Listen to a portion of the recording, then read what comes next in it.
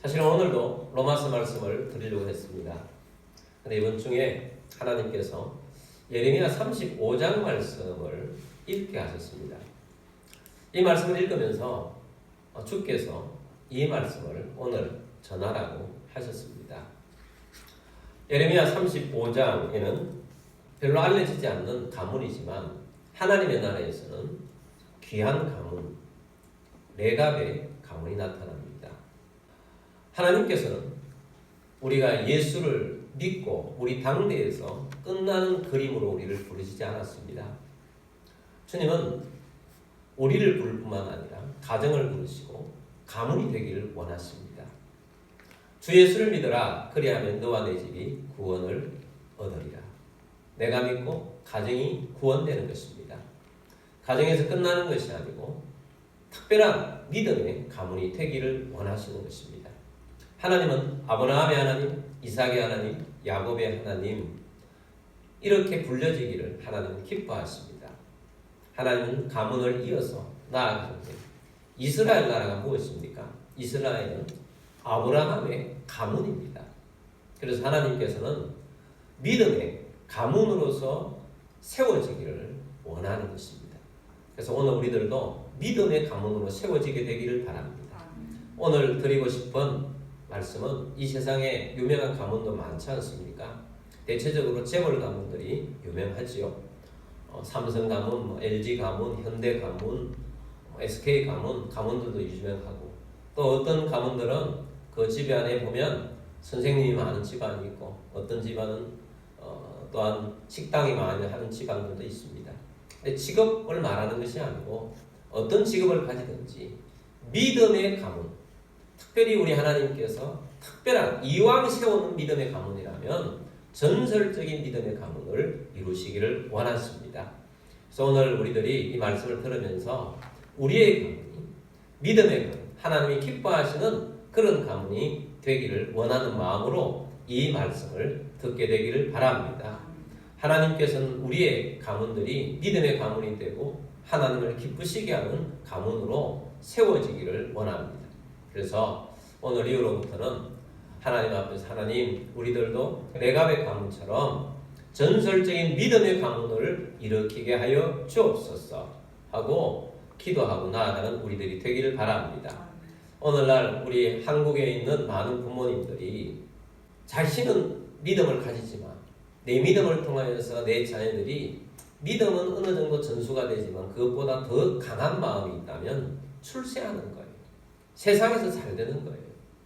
그런 마음이 저에게도 굉장히 크게 있다는 것을 발견을 하게 되었습니다. 출세가 나쁜 건 아니지만 그것보다 가장 1번이 출세는 못한다 할지라도 만약 선택을 하라고 한다면 믿음의 사람이 되는 것이다. 탁월한 믿음의 사람이 되는 것이다. 그걸 원해야 된다는 것입니다. 근데 그렇지 아니하고 나는 믿을 테니 내가 너를 위해서 기도할 테니 너는 출세를 위해서 이렇게 살아라 하는 그런 마음. 부모의 마음이겠지만 하나님은 그런 마음을 기뻐하지 않습니다. 하나님은 특별한 믿음의 가문이 세워지기를 원하십니다. 예레미야 35장 말씀에 레갑의 가문이 나옵니다. 이 레갑의 가문을 하나님께서 그 당시에 이스라엘 나라의 가문의 일들을 하나님의 메시지로 사용을 하셨어요.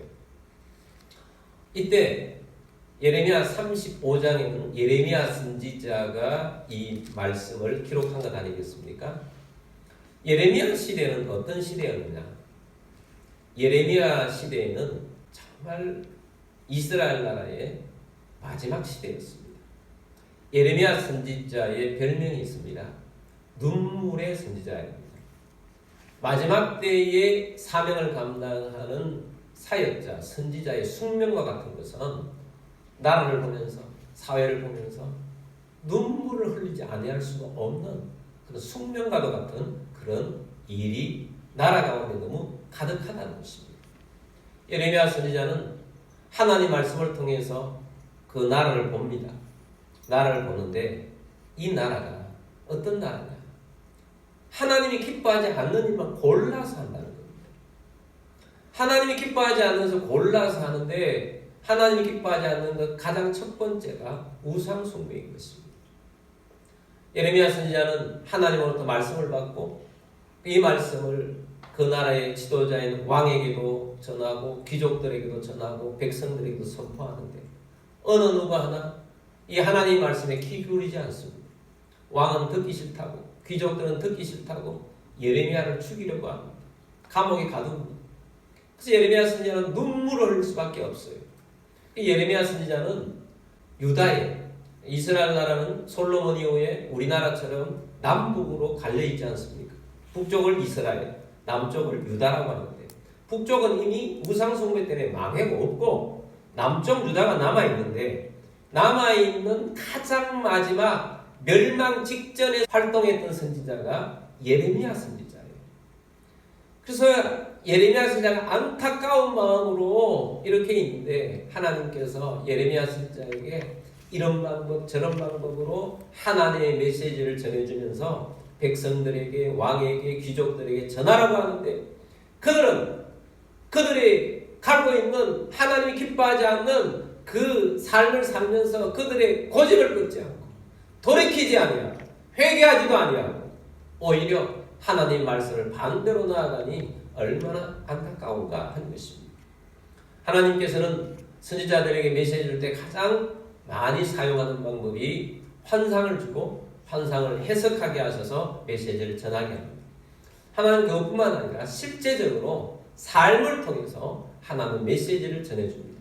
하나님은 그 시대의 완악한 그 사회 상황에서 하나님은 레갑의 가문을 통해서 메시지를 전하기를 원하셔서 말씀을 주신 것입니다. 하나님께서 어느 날 예레미야에게 말씀을 주셨습니다. 어떤 말씀을 주셨는가? 이상한 말씀을 주셨어요. 예레미야 35장 2절 말씀 보겠습니다. 너는 레갑 사람들의 집에 가서 그들에게 말하고 그들을 여호와의 집 한방으로 데려다가 포도주를 마시게 하라 하시니라. 자, 하나님께서는 레갑 사람들의 집에 가서 그들에게 말하는 것입니다. 그들을 여호와의 집 한방으로 데려다가 여호와의 집이 뭐냐? 성전이지요. 성전에 있는 방이 있는데 그 방에 한 방에 다 모으라는 거예요. 레갑 집안 사람들을 다 모아서 무엇을 마시게 하라? 포도주를 마시게 하라는 이상한 명령을 예레미야에게 내립니다. 예레미야는 그 말씀대로 가서 레갑 사람들을 성전에 있는 한 방에 다 모아놓고 포도주를 다 마시라고 말씀을 전해줍니다. 자, 이 말씀을 들은 레갑 가문의 사람들은 어떤 반응을 보였을까요? 그 반응이 6절 나옵니다. 6절 말씀 보겠습니다. 그들이 이르되 우리는 포도주를 마시지 아니하겠노라. 레갑의 아들 우리 선조 요나답이 우리에게 명령하여 이르기를 너희와 너희 자손은 영원히 포도주를 마시지 말며. 아멘. 자, 이 레갑의 가족들은 그 가문은 거절합니다. 선지자가 포도주를 마시라고 하는데 포도주를 마시지 아니하겠노라. 거절합니다. 거절하는 이유를 말합니다. 그 이유는 뭐냐? 우리 조상 중에 레갑이라는 분이 계시고 레갑의 아들 우리 선조 요나답이라는 분이 계신데 이 요나답이라는 분이 우리에게 명령을 내리셨습니다. 우리 집안에 명령을 내리기를 너희와 너희 자손은 영원히 무엇을 마시지 말며 포도주를 마시지 말며. 우리 집안은 이것만은 꼭 지켜라. 포도주는 절대로 마시지 마라. 라는 금주 명령을 내렸다는 것입니다. 그래서 그 금주 명령 때문에 우리는 지금까지 포도주를 마시지 않고 지키고 있습니다. 근데 선지자께서 지금 마시라고 해도 우리는 마실 수도 없습니다. 우리는 이 명령을 지금까지 지키고 있는데 얼마나 이 명령을 지키고 있었느냐 하면 이 요나답이라는 분이 있잖아요. 이 요나답이라는 분이 언제 사람이냐 하면 지금 이 예레미야 때 이때부터 거슬러 올라가서 240년 전의 분이에요.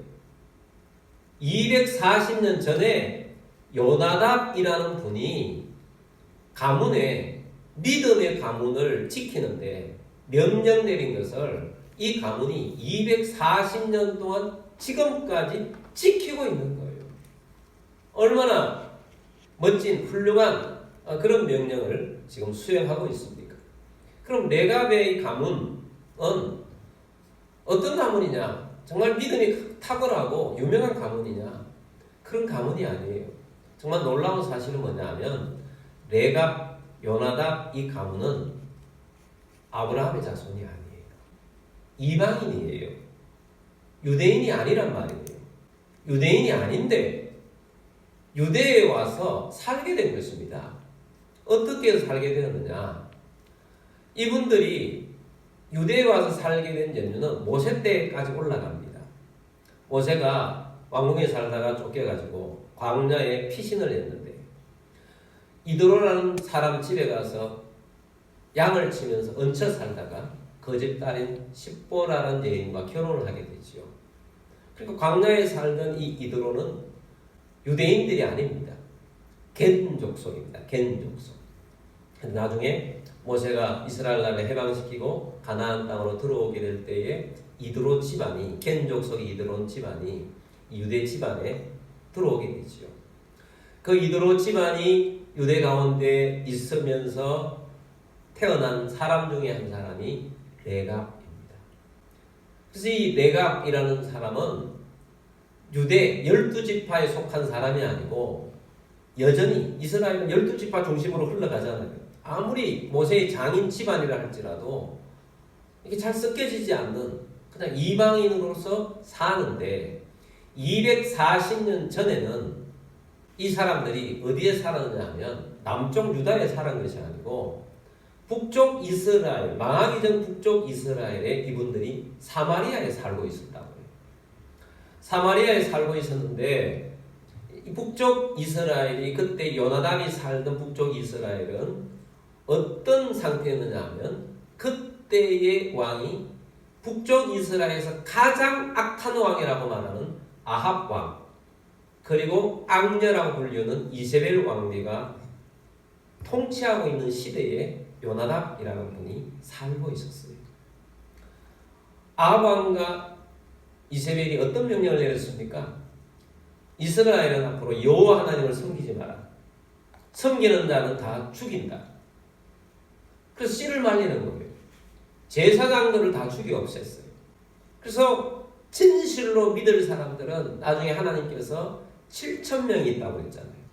7,000명은 다 지하로 숨어서 오늘 북한에서 믿음 생활하고 지하교회에서 믿음 생활하는 것이 지하로 숨어서 생활하는 7,000명의 사람들이 있었던 것입니다. 그때에 활동했던 선지자가 엘리야 선지자예요. 유명한 엘리야 선지자가 아합 왕과 영적인 대결을 하면서 언제나 이기긴 했지만 너무 힘들어서 나중에 엘리야 선지자가 광야에서 지쳐서 하나님 나 더 이상 못하겠습니다 할 정도까지 되었잖아요. 그때 하나님께서 이제 아합 시대가 끝났다. 이제 새로운 인물을 세울 테니 너는 그 인물에 가서 기름을 부어라 한 사람이 예후라는 사람입니다. 그래서 엘리야가 예후라는 사람에게 가서 머리에 손을 얹고 기름을 부으면서 너가 앞으로 왕이 될 것이라고 말해 주었어요. 기름 부음을 받은 예후가 일어납니다. 그리고 아합 왕가를 무너뜨립니다. 이 무너뜨릴 때 가장 측근 중에 측근으로 사용한 인물이 요나답. 이 말씀이 열왕기하 10장에 나옵니다. 열왕기하 10장 15절부터 17절까지 말씀 보는데 15절 말씀 보겠습니다. 예후가 거기에서 떠나가다가 자기를 맞이하러 오는 레갑의 아들 여호나답을 만난지라. 그의 안부를 묻고 그에게 이르되 내 마음이 내 마음을 향하여 진실함과 같이 내 마음도 진실하냐 하니 여호나답이 대답하되 그러하느니라. 이르되 그러면 나와 손을 잡자. 손을 잡으니 예후가 끌어 병거에 올리며. 자, 엘리야의 기름 부음을 받은 예후가 이제 아합 왕가를 무너뜨리면서 그로 세워가는데 누구를 만났느냐? 여호나답이라고 만났는데 이 요나답은 성경에 이름이 따로 번역하면서 이렇게 생겼지만 같은 동일한 인물입니다. 이 동일한 인물을 그러니까 나는 너에게 진실하게 대하는데 너도 나에게 진실합니다. 우리 같이 이 나라를 바꾸자 하면서 했더니 요나답이 저도 동일한 마음을 가지고 있습니다 하니까 손을 끌어올려서 같이 병거를 타고 아합을 처단하러 가는 것입니다. 16절입니다. 이르되 나와 함께 가서 여호와를 위한 나의 열심을 보라 하고 이에 자기 병거에 태우고 자 여호가 여호와를 위한 나의 열심을 보라 하고 함께 병거를 타고 갔다는 말씀입니다. 17절입니다. 사마리아에 이르러 거기에 남아있는 바 아합에게 속한 자들을 죽여 진멸하였으니 여호와께서 엘리야에게 이르신 말씀과 같이 되었더라. 아멘. 그래서 새로운 나라를 건설하는데 이 요나답이 예후와 함께 큰 역할을 감당한 영적인 거장이었다라는 것입니다. 자, 이렇게 봤을 때 이 요나답은 정말 영적으로 암흑한 마치 북한과 같은 그런 속에서 믿음을 지켜나갔던 이방인이었던 것입니다. 근데 이 영적인 거장이었던 이 요나답이 나와 내 후손들은 믿음을 지켜서 이런 삶을 살아야 되겠다 하고 영적인 믿음의 가훈을 세워서 아래로 내려보냈는데 그 아래로 내온 영적인 가훈이 240년 동안 지금 지속되고 있는 거예요. 그 첫 번째가 무엇이었습니까? 그 첫 번째가 포도주를 마시지 말라라는 내용이었어요. 그래서 포도주를 마시지 말라라고 한 것을 이 가문이 240년 동안 잘 지켜온 것입니다. 여러분, 이스라엘 나라는 포도주가 마치 음료수와 같이 자연스럽게 마시는 곳이었어요. 왜 그러냐?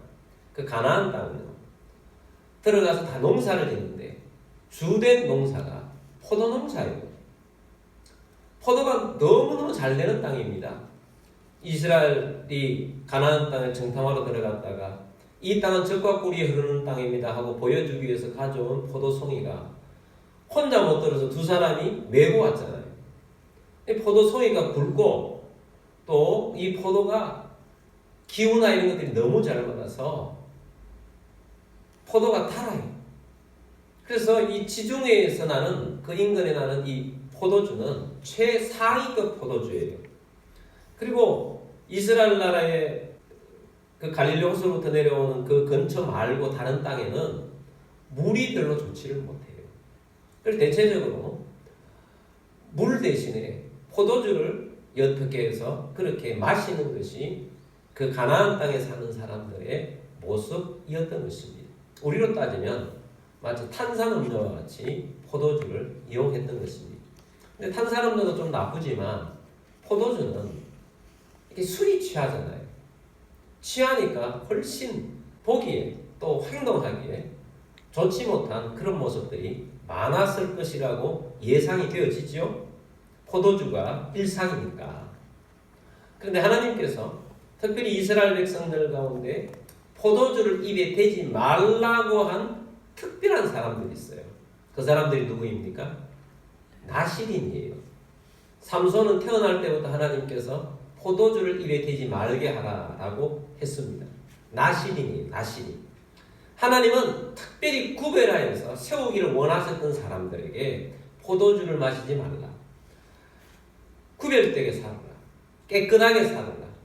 그렇게 해서 마시지 않게 했던 나실인이 있었습니다. 근데 요나답은 그 이스라엘 나라에 사는 사람들의 백성들을 보면서 그는 깨달았던 것입니다. 우리는 저런 것을 마시면서 저들처럼 저렇게 살아서는 안 되겠다. 우리는 하나님 믿는 백성으로서 나실인처럼 살아야 되겠다. 그게 요나답의 마음이었어요. 그래서 이 요나답은 우리 집안은 앞으로 포도주는 입에도 대지 말라는 거예요. 여러분, 우리가 삶을 살아가면서 굉장히 나쁜 것 중에 하나가, 근본적인 삶 중에 하나가 내가 내 마음이나 내 몸을 컨트롤할 수 없는 상태를 만드는 것이 정말 나쁜 거예요. 마약이 나쁜 이유가 무엇입니까? 마약은 한 번만 했다 하더라도 내가 내 몸을 컨트롤할 수가 없어요. 그래서 마약이 나쁜 겁니다. 또 나쁜 것들이 많이 있잖아요. 내가 나를 컨트롤할 수 없는 것들 있습니다. 그 중에 하나가 술이잖아요. 이런 말이 있습니다. 처음에는 내가 술을 마시고 그 다음에는 내 속에 있는 술이 술을 당기잖아요. 술이 술을 마시게 하고 그 다음에는 내 속에 있는 술이 나를 삼킨다는 거. 내가 어쩌지를 못하는 그런 상태에 빠지는 것입니다. 술 중독에 빠지는 것입니다. 이런 이야기를 들은 적이 있습니다. 어떤 교회 어떤 집사님은 되셨으나 술을 끊지 못했어요. 그래서 술을 끊기를 많이 노력을 했는데 잘 안 끊어지는 겁니다. 그런데 기도하고 금식하면 끊어진다고 해서 기도하고 금식하면서 하나님 앞에 나아갔더니 한 달쯤 술이 안 땡기더라는 거예요. 아, 잘 됐구나. 하나님이 참 능력이 대단하구나 하고 자신감이 생겼어요. 그래서 자신감을 가지고 예전에 마셨던 술집이 많은 골목으로 들어가게 되었습니다. 여러분, 아무리 우리가 자신감이 있더라도 하나님께서 우리를 붙잡아 주시는 거지 우리 자신감으로 무언가를 해낼 수 있는 것이 많이 없습니다. 그런데 술집이 있는 곳에 첫 번째 집, 두 번째 집, 세 번째 집 이렇게 차례차례 걸어가는데 예전에는 막 땡겼는데 땡기지 않고 그래서 너무 기분이 좋았어요. 골목 끝집까지 갔는데 끝으로 무사히 통과하니까 너무 기분이 좋은 거예요. 너무 기분이 좋아서 다시 그 마지막 집에 들어가서 기분 좋은 집에 한 잔을 했다라는 그런 예화가 있습니다. 그만큼 어렵다는 거예요. 어렵다. 내 삶을 내가 컨트롤할 수 없도록 만드는 것. 그거 피해야 하는 것입니다. 레갑의 가문, 특별히 요나단은 그 가문이 나신인의 가문처럼 구별되고 거룩한 가문이 되기를 원하셔서 그 가문에 포도주를 마시지 말라라고 했어요. 어느 정도까지 했느냐? 예레미야 35장 7절 말씀 보겠습니다. 너희가 집도 짓지 말며 파종도 하지 말며 포도원을 소유하지도 말고 너희는 평생 동안 장막에 살아라. 그리하면 너희가 머물러 사는 땅에서 너희 생명이 길리라 하였으므로. 자, 말씀해 보니까 포도원을 소유하지도 말라고 하는 거죠. 여러분, 가까이 있으면 자꾸 접하게 되잖아요. 포도주를 못 마시게 할 뿐만 아니라 아예 그 근원인 포도원까지 소유하지 말라라는 말씀까지 준 것입니다. 그리고 두 번째로 준 것은 소유를 하지 말라는 거예요. 소유도 하지 말라. 이 집안에 내리는 영적인 가문에 뼈대를 세운 것은 소유를 하지 말라는 거입니다. 다시 7절 말씀 보면 너희가 뭣도 짓지 말며 집 짓지 말래요. 파종도 하지 말고 포연을 소유하지도 말고 너희는 평생도록 어디에 살아라? 장막에 살아라. 텐트 치고 살라는 거예요. 집, 소유 이거 하지 말고 살라는 것입니다. 여러분, 우리가 살아가면서 내 것을 소유하는 것 참 중요하잖아요. 오늘날은 내 것을 소유하기 위해서 얼마나 노력합니까? 그래서 내 것이어야 한다고 하는 것입니다. 그런데 요즘 우리가 전도서 말씀을 묵상하고 있습니다. 그 말씀에 보니까 솔로몬은 많은 것을 취해보니까 지나온 인생을 되돌아보니까 소유의 행복이 있는 것이 아니다는 것을 깨달았다는 거예요. 많이 소유를 하고자 하는데 소유를 하기 위해서는 수고와 노력이 있는데 그 수고와 노력이 헛되더라는 거예요. 그리고 많이 소유해보니까 이것이 없어질까봐 걱정과 염려가 많다는 거예요. 그리고 어느 순간 보니까 그 소유한 것들이 다른 사람의 손에 가 있어서 나는 빈손이 되어 있는 사람들도 너무 많고 그러니까 너무 힘들어하고 그다음에 결국은 어느 순간인가 그것은 내가 저 천국에 가져갈 것이 아니더라는 거예요. 그래서 이 땅에서 살아가면서 소유보다 하나님 안에서 하나님을 경외하는 것보다 더 중요한 것이 없다라는 결론을 전도서에서 내리지 않습니까? 요나단은 그래서 알았던 것입니다. 왜 소유하지 말라고 그랬느냐? 이 땅에 소망을 두지 말라. 하늘에 소망을 두라는 거예요. 우리는 이 땅이 나그네다. 어차피 이스라엘 백성들이 또한 그 땅을 차지하고 있는데 그 가운데 이방인으로서 그 가운데 살고 있어요. 이방인으로 살고 있으면서 어차피 사는 것 자체가 나그네인데 하나님 안에서 우리가 살아볼 때에 우리는 이 땅 자체가 빈손으로 왔다가 빈손으로 가는 것. 우리는 소유가 아니라 하나님이 기뻐하시는 삶을 살아야 한다 하는 의미에서 소유하지 말라는 명령을 내렸던 것입니다. 그래서 그 명령대로 그 가문이 대대로 흘러가서 240년 동안 이 가문이 지키고 있었던 거예요. 여러분, 우리 하나님의 나라의 백성들이 우리 기독교인들에게 하나님이 주신 소유에 대한 가치는 무엇입니까?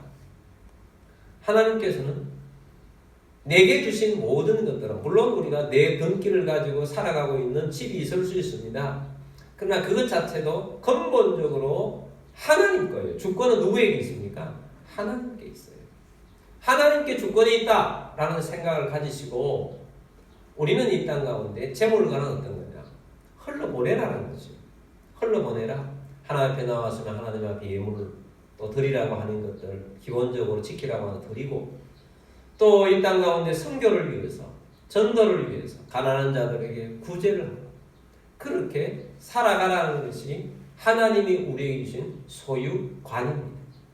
여러분, 우리가 주님 앞에서 살아가면서 물론 우리가 하나님이 주신 재물을 가지고 누리는 것 중요합니다. 근데 그 누림이 화려한 누림이 아니고 감사한 마음으로 우리가 생활하면서 기쁨이 있고 그것이 행복인 것입니다. 작은 재물이라 할지라도 하나님 앞에서 감사하면 행복하게 될 것입니다. 우리가 살 뿐만 아니고 흘러보내는 거죠. 흘러보내라.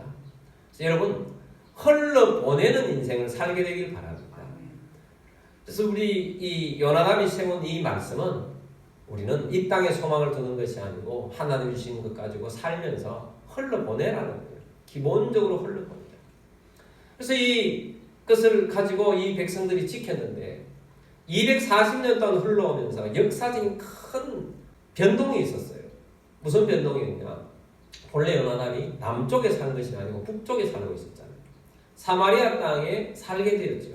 예후와 함께 큰 공로를 세웠지 않습니까? 근데 북쪽 이스라엘이 그동안 망해버렸어요. 그래서 망한 다음에 이분들이 북쪽에 있지 않고 남쪽 예루살렘에 왔어요. 예루살렘에 와서 이곳에서 무엇을 했느냐? 예루살렘 성전에서 흐드렛 일을 하면서 이 레갑의 가문의 사람들이 살고 있었던 것입니다. 그런 흐드렛 일이라고 하지만 하나님의 성전에서 봉사하고 섬기는 삶을 살았던 것입니다. 그래서 화려하게 제사장이나 제사장 가문도 아니지만 이방인으로서 하나님 앞에 예배하는데 작은 청소나 뒤에서 밑받침을 해주는 그런 일을 하면서 살던 가문이었지만 이 가문이 다른 어떤 가문보다 하나님이 눈여겨보고 계시는 가문이었던 거예요. 그래서 하나님께서 시험을 하신 거잖아요. 포도주를 마시게 하라 라고 선지자가 명령했음에도 불구하고 우리는 마실 수가 없습니다 라고 해서 하나님의 시험에 합격한 가문인 것입니다. 여러분, 오늘 우리들도 하나님께서는 우리들을 시험하세요. 테스트 하시는 거죠. 넘어뜨리는 것이 아니고 복주기 위해서 테스트를 하시는 것입니다. 테스트 하실 때마다 합격하는 여러분들이 되길 바랍니다. 그러기 위해서 우리가 믿음의 뿌리가 있어야 돼요. 말씀이 살아있어야 돼요. 하나님께서는 우리에게 집을 남겨주는 것이 아니라 하나님은 믿음을 남겨주기를 원하시는 거예요. 그래서 믿음을 남겼더니 이 가문이 가문대대로 하나님께서 기뻐하시는 그런 가문이 되어서 하나님 앞에 쓰임받는 도구가 된 것 아닙니까?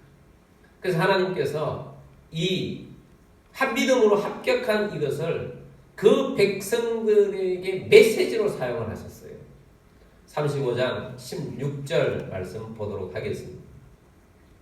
우리가 8절, 9절, 10절 말씀을 보면서 이 백성들이 우리는 240년 동안 이렇게 살았습니다 하는 말씀이에요. 8절부터 보겠습니다. 우리가 레갑의 아들 우리 선조 요나단이 우리에게 명령한 모든 말을 순종하여 우리와 우리 아내와 자녀가 평생 동안 포도주를 마시지 아니하며 살 집도 짓지 아니하며 포도원이나 밭이나 종조도 가지지 아니하고 장막에 살면서 우리 선조 요나답이 우리에게 명령한 대로 다 지켜 행하였노라. 아멘. 하나님 앞에서 살아가면서 화려하거나 하나님께서 이렇게 삶으로서 엄청나게 좋은 것들이 그동안 있지는 않았어요. 240년 동안 흘러왔는데 하나님 말씀은 지키고 왔어요. 요나답이 말한 것들은 지키고 온 거죠. 이 지키고 온 것에 대해서 하나님께서 메시지로 사용을 하시는데 16절 말씀 보겠습니다. 레갑의 아들 요나답의 자손은 그의 선조가 그들에게 명령한 그 명령을 지켜 행하나 이 백성은 내게 순종하지 아니하니라. 하나님께서 탄식하는 거죠. 레갑의 아들 요나답의 자손들은 그의 선조가 그들에게 명령한 명령을 지켜 행한다. 근데 이 백성들은, 내 백성들은 내게 순종하지 않는다. 이 말씀 바로 앞뒤에 보면 하나님께서 그렇게 말씀하시죠. 레갑의 자손들은 명령 한마디에 지금까지 240년 동안 지켰는데 나는 수많은 선지자를 보내서 메시지를 보냈는데 많은 메시지를 보냈는데 그 메시지가 얼마나 많았겠습니까? 수십 번이겠습니까? 수백 번이겠습니까? 수천 번이겠습니까? 하나님이 정말 기라성 같은 수많은 선지자들, 하나님의 사역자들을 보냈는데 내 백성들은 내 말을 순종하지 않는다. 하나님의 탄식입니다. 가문을 세운 사람의 그 말은 240년 동안 지키는 가문이 있는가 하면 이 사람들은 순종하지 않아요. 순종하지 않으면 어떤 일이 발생하느냐? 결국은 망한다는 것입니다. 결국 예레미야 선지자가 예레미야서를 쓰고 있잖아요. 예레미야 선지자가 죽기 전에 유다나 남쪽 유다가 망했어요. 다 포로로 끌려가요. 망했습니다. 그런데 하나님께서 레갑의 가문을 지켜주세요. 할렐루야. 지켜주세요. 18절, 19절 말씀 보겠습니다. 하나님께서 18절에서 칭찬합니다. 18절 봅니다. 예레미야가 레갑 사람의 가문에게 이르되 만군의 여호와 이스라엘의 하나님께서 이와 같이 말씀하시기를 너희가 너희 선조 요나답의 명령을 순종하여 그의 모든 규율을 지키며 그가 너에게 명령한 것을 행하였도다. 잘했다는 거죠. 칭찬한 것입니다. 19절입니다. 그러므로 만군의 여호와 이스라엘의 하나님께서 이와 같이 말씀하시니라. 레갑의 아들 요나답에게서 내 앞에 설 사람이 영원히 끊어지지 아니하리라 하시니라. 아멘. 하나님께서 이 가문을 지켜주시겠다는 거예요. 영원히 지켜주시겠다는 것입니다. 하나님께서 이 가문을 지켜주심으로 이 가문은 어려운 중에도 믿음을 지키고 믿음으로 살아가게 될 것입니다. 하나님께서 역사하는 귀한 가문이 될 것입니다. 여러분, 우리가 이 땅에 살아가면서 화려하거나 부유하거나 이 세상에 여러 가지 재물로 띄운 그런 가문도 있지만 하나님이 원하시는 것은 믿음의 가문을 세우는 겁니다. 이 레갑의 가문은 믿음에 있어서는 전설적인 것. 믿음에 있어서. 그래서 오늘 우리들이 믿음의 가문으로서 믿음을 심는, 믿음으로 내려가는 그런 가문이 되어질 수 있도록 기도하고 그렇게 하나님 말씀이 살아있는 가문이 되도록 역사가 하는 그런 가문이 되도록 하는 주의 백성이 되기를 주의 이름으로 축복합니다. 이 말씀을 준비를 하면서 우리는 어떤가 하고 생각을 해보았습니다. 저희가 어릴 때는 학교에서 집안에 뭔가를 적어오라는 종이 쪽지가 늘 있었어요. 그 중에 하나가 가훈을 적어오라는 겁니다. 그래서 아버지께 물었습니다. 아버지, 우리 집안의 가훈은 뭡니까? 그랬더니 아버지가 신망해라고 하셨어요. 신망해가 뭐냐? 믿음, 소망, 사랑이라는 거예요. 그래서 저는 까먹고 그 다음에 또 학년이 올라가면 또 물어요. 그럼 아버지는 믿음, 소망, 사랑이라고 말씀하셨어요. 성경에서 우리의 삶 가운데 귀한 세 가지예요. 우리에게 믿음이 얼마나 소중합니까? 믿음. 믿어야만 하는 거잖아요. 믿음이 탁월해야 되는 거잖아요. 믿어서 구원받았고 믿어서 승리하는 것입니다. 그래서 믿음으로 살아야 하고 소망. 우리는 이 땅의 소망이 아니라 예수님이 우리의 소망입니다. 하늘나라가 우리의 소망입니다. 소망을 두고 살아가며 사는 것은 사랑하며 살아가는 것입니다.